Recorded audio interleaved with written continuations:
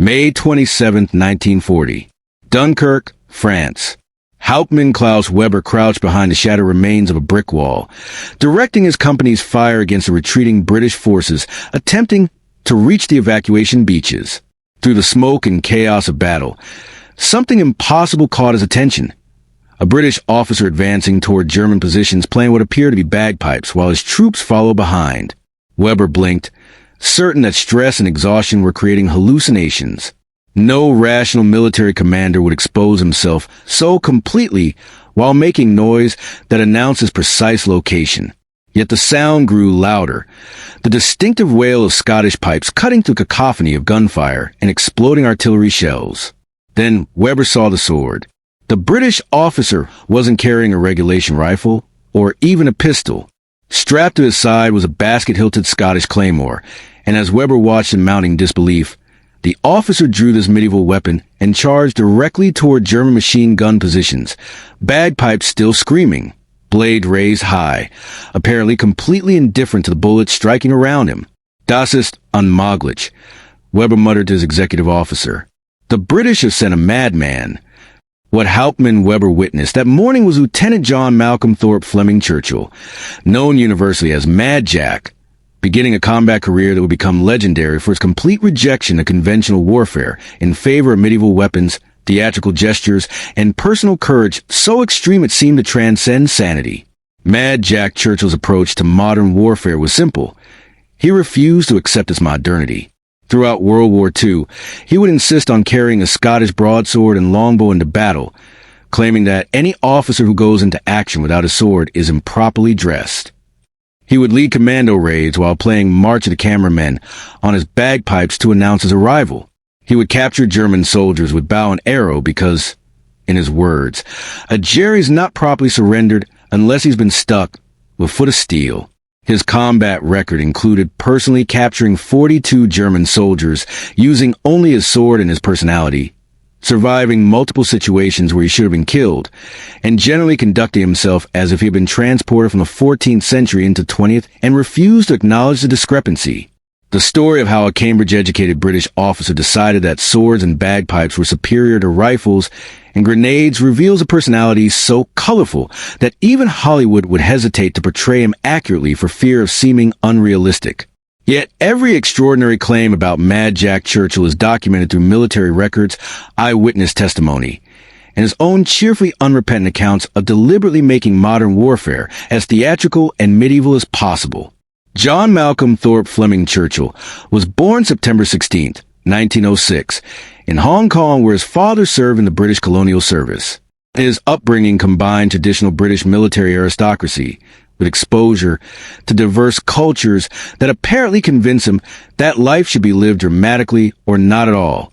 He attended King William's College on the Isle of Man, then graduated from the Royal Military College at Sandhurst in 1926, receiving his commission as a second lieutenant in the Manchester Regiment. Churchill's early military career was unremarkable by conventional standards, but revealed the eccentric personality that would later flourish in combat. He served in Burma, where he learned to play the bagpipes and became proficient with the longbow, two skills that most officers in the mechanized 20th century British Army considered quaint hobbies rather than combat assets. In 1936, Churchill left active military service and pursued various adventures, including working as a newspaper editor in Kenya, modeling for romance novel covers in Britain, and appearing as an archer in the 1938 film The Drum. He also competed in the World Archery Championships in 1939, representing Britain with a longbow, while other competitors used modern compound bows. When Germany invaded Poland in September 1939, Churchill immediately volunteered to return active service. The British Army, desperate for officers with any military experience, accepted him despite his unconventional reputation. Churchill reported for duty carrying his Scottish claymore sword and his longbow, explaining to bemused commanding officers that these were his preferred weapons, and he would carry them into battle regardless of regulations. His superiors, recognizing that war makes space for eccentric competence that peacetime bureaucracy cannot tolerate, decided that if Churchill wanted to carry medieval weapons alongside his regulation rifle, this was acceptable provided he actually fought effectively. Churchill's first combat action demonstrated that his theatrical approach to warfare was not merely performance, but reflected genuine tactical thinking. During the Norwegian campaign in April-May 1940, Churchill led a troop in a raid on German positions near Vagsøy. As his unit prepared to attack, Churchill drew his claymore sword, raised it above his head, and charged toward German positions while yelling what witnesses described as something Scottish and incomprehensible. The Germans, confronted by a screaming madman waving a sword while bullets struck around him, hesitated just long enough for Churchill's conventionally armed troops to close the distance. The raid succeeded, capturing several prisoners. Churchill personally captured the first German soldier taken by a British longbow in World War II, shooting the man in the chest with a barbed arrow from 30 yards before the German could raise his rifle. The incident at Dunkirk that so bewildered Hauptmann Weber followed Churchill's established pattern. While most British forces retreated toward the evacuation beaches in desperate disorder, Churchill decided that retreat should be conducted with proper military ceremony. He organized his company into formation, then led them toward the beaches while playing his bagpipes, reasoning that maintaining morale required maintaining dignity even during defeat. German forces, accustomed to panic retreating soldiers, were so shocked by this display that several units held their fire, apparently uncertain how to respond to an enemy who treated warfare as performance art. Churchill's bagpiping during combat served multiple tactical purposes that his unconventional approach disguised. The sound confused enemies about British unit locations and numbers. One man with bagpipes could sound like an entire Scottish regiment. The psychological impact of hearing bagpipes during battle affected both friendly and enemy troops. British soldiers felt their morale lift hearing the traditional military instrument, while German soldiers found the sound deeply unsettling because it suggested their enemies were confident enough to announce their positions. Churchill understood that warfare is psychological as much as physical, and that an enemy who is confused or demoralized is easier to defeat than one who maintains tactical clarity. After Dunkirk, Churchill joined the newly formed Commandos, special forces units designed for raids against German-occupied Europe. The Commandos attracted unconventional warriors who found regular military structure constraining, making them perfect for Churchill's temperament. He was assigned to No. 3 Commando and quickly established his reputation for both extraordinary courage and theatrical eccentricity. Training exercises became opportunity for Churchill to refine his medieval combat techniques, while teaching other commandos that psychological warfare was as important as accurate shooting. December 27, 1941, marked Churchill's most famous commando raid. Operation Archery targeted German positions on Vagsøy Island in Norway, with Churchill commanding one of the assault groups. As landing craft approached the shore under German fire, Churchill stood in the bow playing March of the Cameron Men on his bagpipes, apparently oblivious to machine gun fire striking the water around his vessel.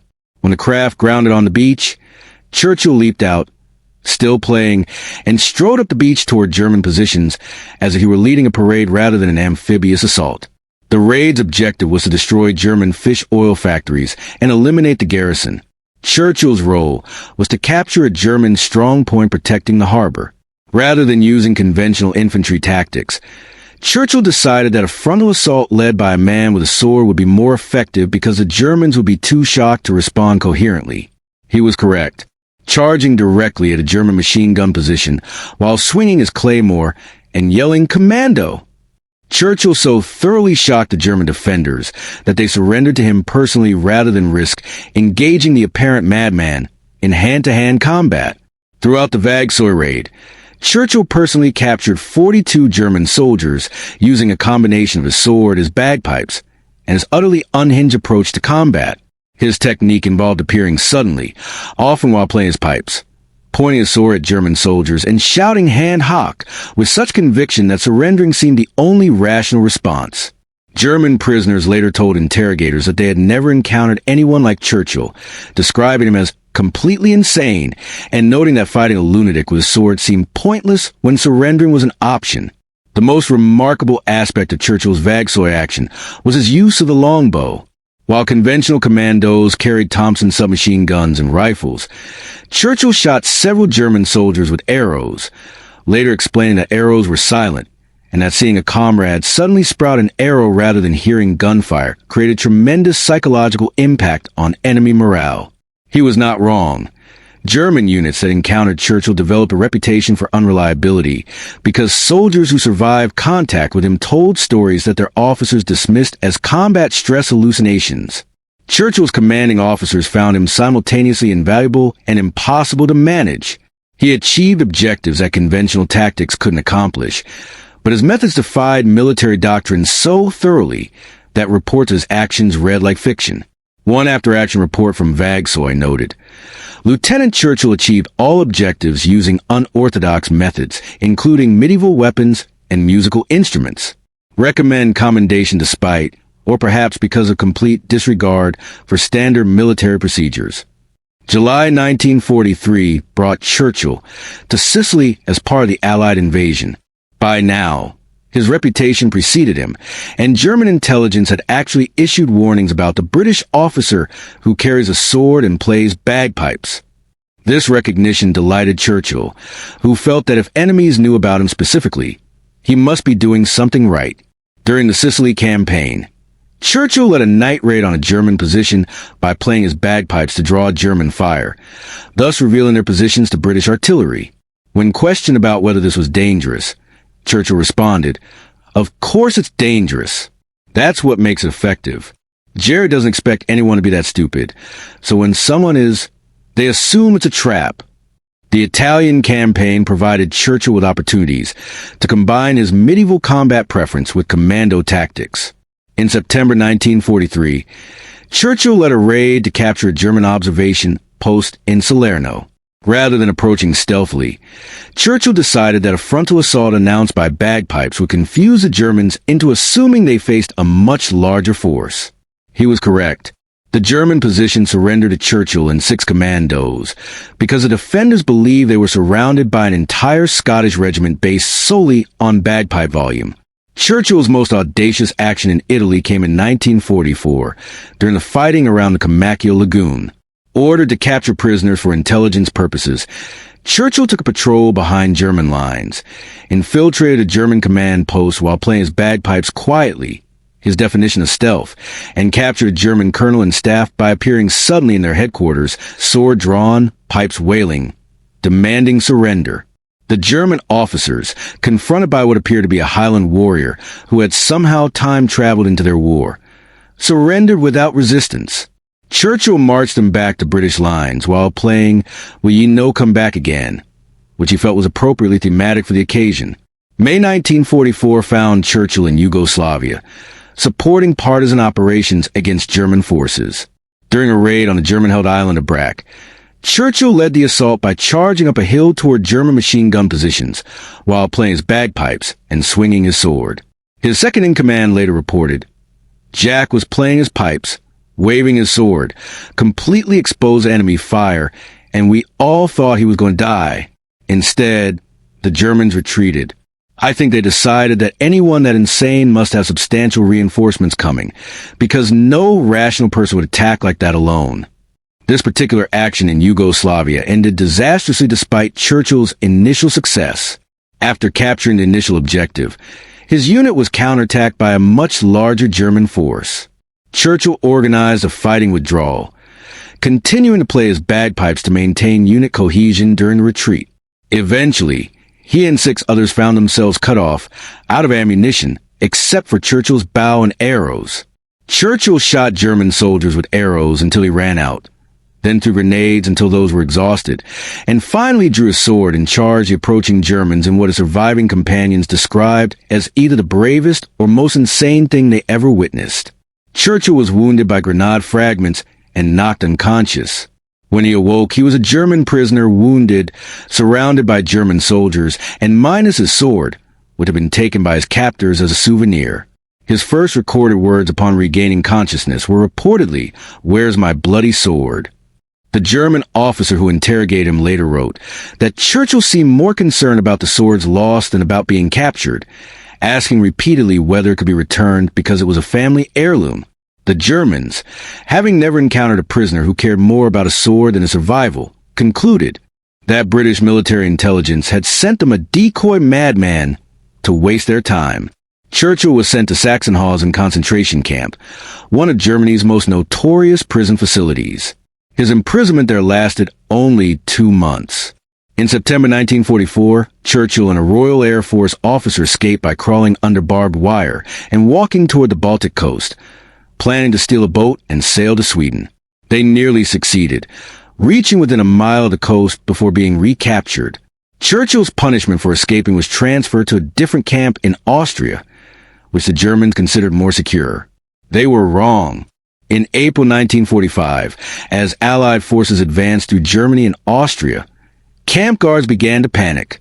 Churchill, who had spent his imprisonment learning German and befriending guards through sheer force of personality, convinced several guards that they would be treated better if they surrendered to a British officer rather than being captured by advancing Soviet forces.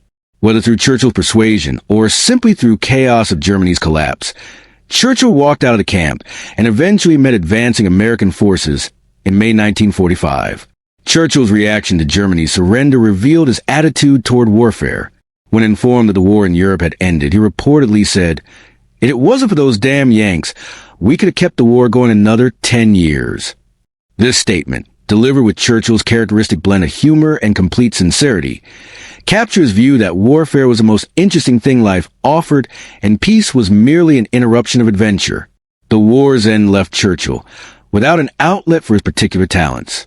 The British Army, transitioning to peacetime structure, had limited use for officers who insisted on carrying swords.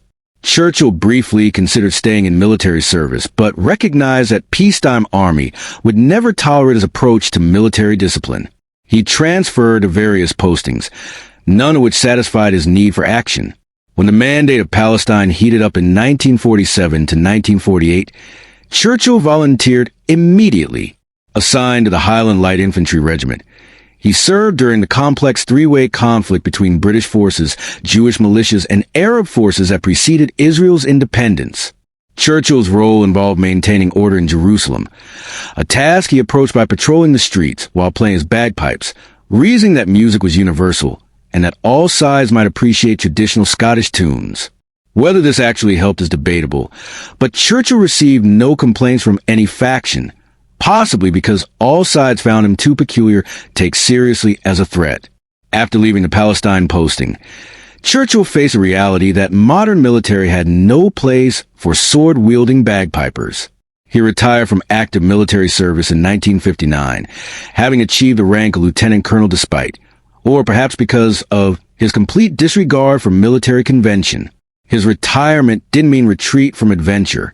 Churchill took up surfing, becoming one of the first Europeans to ride the waves off the British coast, using boards he built himself. He also became a radio-control model enthusiast, though he reportedly preferred making the models dive bomb toward people rather than flying them in conventional patterns. Churchill continued to carry his sword everywhere until his death, claiming that a gentleman should always be properly equipped for any situation. When asked why he needed a sword in modern Britain, Churchill explained that, "I'd rather have it and not need it than need it and not have it," which seemed perfectly logical to him if to no one else. His bagpipes accompanied him on walks through the countryside, where he would play for his own amusement and occasionally startle hikers who didn't expect to encounter an elderly man in full Highland dress playing Scotland the Brave in the middle of English forests. Mad Jack Churchill died March 8, 1996, at age 89, having survived World War II combat that killed millions, two escape attempts from Nazi prison camps, and decades of behavior that would have gotten most people institutionalized. His obituaries in British newspapers struggled to capture the sheer improbability of his life, settling for phrases like colorful character and unconventional warrior that completely failed to convey the reality of a man who brought swords to gunfights and won. The question of whether Churchill was actually mad or brilliantly sane has occupied military historians ever since his exploits became widely known. The conventional view treats him as an eccentric whose antics shouldn't be taken seriously as military strategy. This interpretation is almost certainly wrong. Churchill understood psychological warfare better than most officers of his generation, recognizing that combat is as much about breaking enemy morale as killing enemy soldiers. Every seemingly insane action Churchill took served a tactical purpose. The bagpipes announced his positions while making enemy force assessment impossible. Was it one man or an entire unit? The sword forced close combat where modern armies had trained for range engagement, creating psychological advantage through unexpectedness. The theatrical charges drew fire away from his men, while simultaneously forcing enemies to make immediate decisions about whether to engage a single obvious target or watch for hidden threats. Churchill was not mad. He was a master of making enemies believe he was mad, which is entirely different.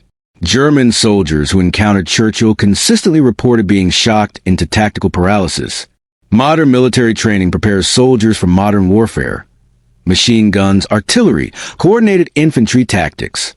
Nothing prepares soldiers for a screaming Scotsman with a sword and bagpipes. This cognitive dissonance created seconds of hesitation that Churchill exploited ruthlessly. By the time enemies processed what they were seeing and decided how to respond, Churchill was already among them with his sword, and conventional training provided no guidance for hand-to-hand combat against medieval weapons. Churchill's use of the longbow was particularly brilliant. Modern soldiers knew that being shot meant injury or death, but they also knew that gunshot wounds meant medical evacuation, treatment, survival if help arrived quickly. Arrow wounds created different psychological impact.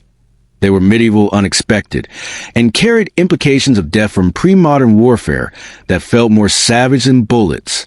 Soldiers who saw comrades struck by arrows experienced primitive fear that modern military training couldn't suppress.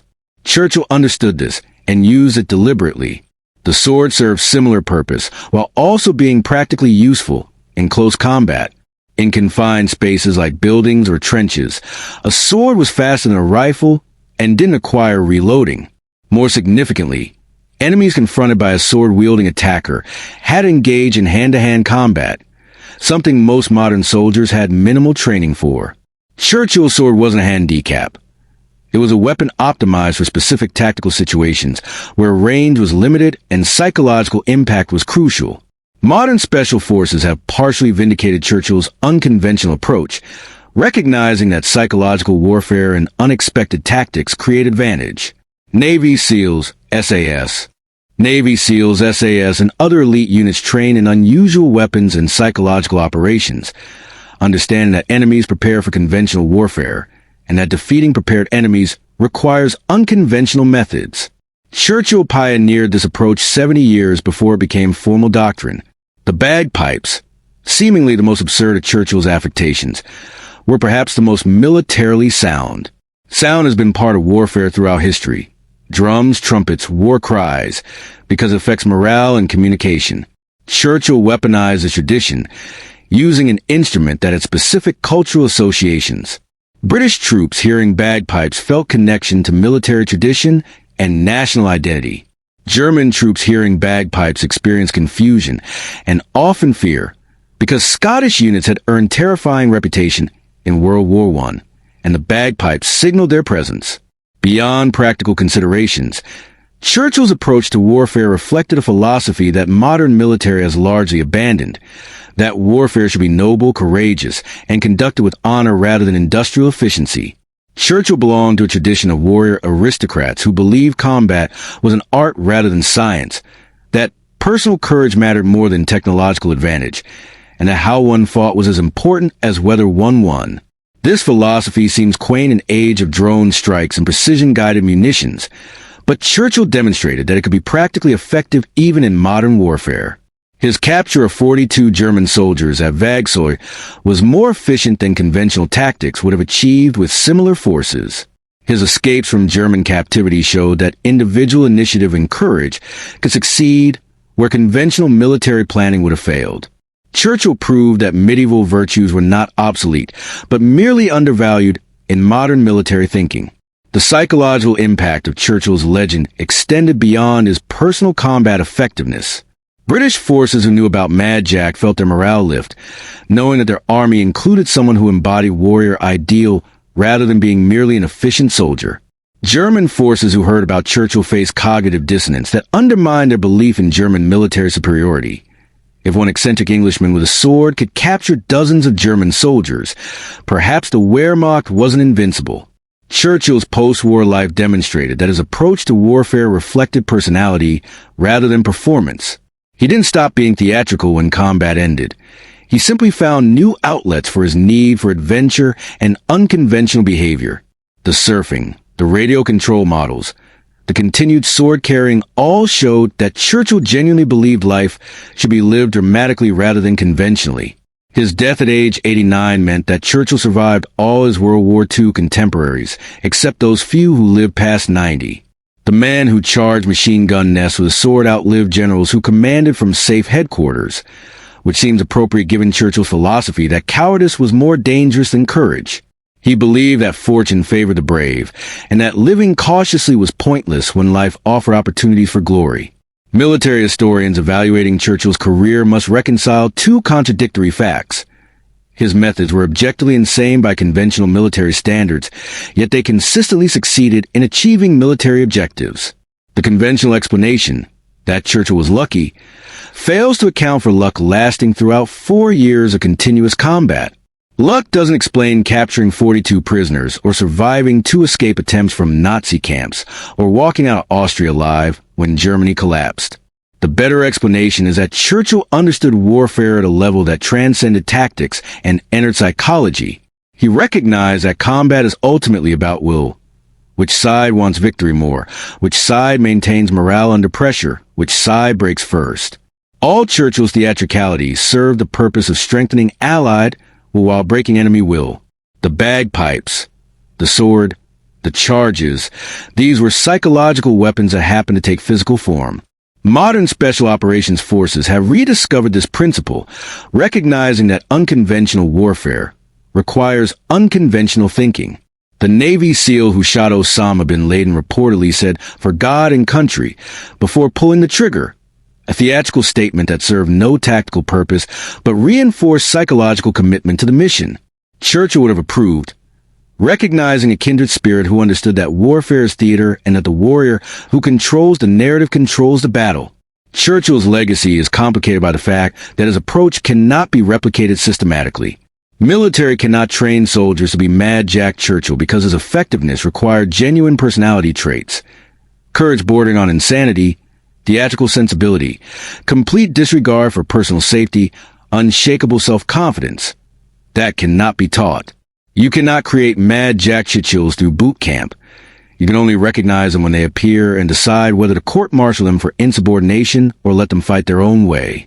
The British Army chose the latter course, recognizing that war makes space for exceptional individuals that peace cannot tolerate. Churchill was given extraordinary latitude because he delivered extraordinary results. His commanders understood that trying to force Churchill into conventional military structure would destroy what made him effective. This recognition, that military effectiveness sometimes requires tolerating eccentric brilliance, is a real lesson of Churchill's career. German veterans who survived encounters with Mad Jack, Churchill rarely spoke about their experiences because they sounded implausible. The German officer who surrendered his command post to a single bagpipe-playing swordsman was not eager to explain that decision to his superiors. The machine gunners who abandoned positions rather than face a charging lunatic with medieval weapons didn't mention this in debriefing. Churchill's effectiveness stemmed partly from the fact that his enemies found their defeats too embarrassing to report accurately. This created a strange situation where Churchill's reputation was more powerful among his own side than among enemies who actually faced him. British and Allied forces heard stories about Mad Jack and had their morale boosted by knowledge that their military included such a character. German forces heard vague reports about a crazy British officer with a sword but dismissed these as Allied propaganda until they encountered Churchill personally and discovered the reality was worse than the rumors. The most remarkable aspect of Churchill's career is that he did it all without getting killed, which seems statistically impossible given his tactical approach. Churchill charged machine gun positions over 40 times during his combat service. He led frontal assaults while making himself the most obvious target. He escaped from prison camps through plans that should have gotten him shot. Yet he survived without major wounds, suggesting either extraordinary luck or genuine protective power of sheer audacity. Churchill believed the latter explanation, stating after the war that enemies don't shoot at people they think are insane because insane people aren't worth the ammunition. This theory, that appearing completely unhinged provides tactical protection, has some psychological validity. Soldiers confronted by someone behaving irrationally often hesitate, because irrational behavior suggests possible trap. Rational soldiers don't expose themselves unnecessarily, so someone who does expose themselves might be bait for ambush. Churchill weaponized his hesitation by being genuinely irrational rather than feigning it. John Malcolm Thorpe Fleming Churchill, Mad Jack, died in 1996 having lived a life he chose rather than the life convention demanded. He fought a 20th century war with 14th century weapons and won. He captured German soldiers with swords and arrows. He played bagpipes during combat because he enjoyed bagpipes and because warfare should include music. He escaped from Nazi prison camps twice because being in prison was boring. He refused to accept that modern warfare required abandoning warrior traditions that preceded firearms by centuries. German troops laughed when they first encountered the British officer with sword and bagpipes. They stopped laughing when he captured their comrades, survived assaults that should have killed him, and generally conducted himself as if bullets were mere inconveniences rather than lethal threats. Mad Jack Churchill proved that courage, personality, and willingness to be absolutely insane can overcome tactical disadvantage, that psychological warfare matters as much as firepower, and that sometimes the most effective weapon is not the most advanced, but the most unexpected. He was mad. He was brilliant. He was effective. He was Mad Jack Churchill, and there will never be another quite like him, which is probably best for everyone involved. The British Army could barely handle one sword-wielding bagpiper. Multiple such individuals would have created chaos beyond what military structure could contain. Churchill was unique, and his uniqueness was what made him extraordinary. The warrior who believed that officers without swords were improperly dressed, who played bagpipes during German machine gun fire, who captured 42 prisoners using medieval weapons and personality, remains the ultimate proof that warfare is psychological, that conventions are meant to be violated, and that sometimes the most effective soldier is the one who refuses to be modern. Mad Jack Churchill fought World War II his way, and his way worked, which is all that matters in the end.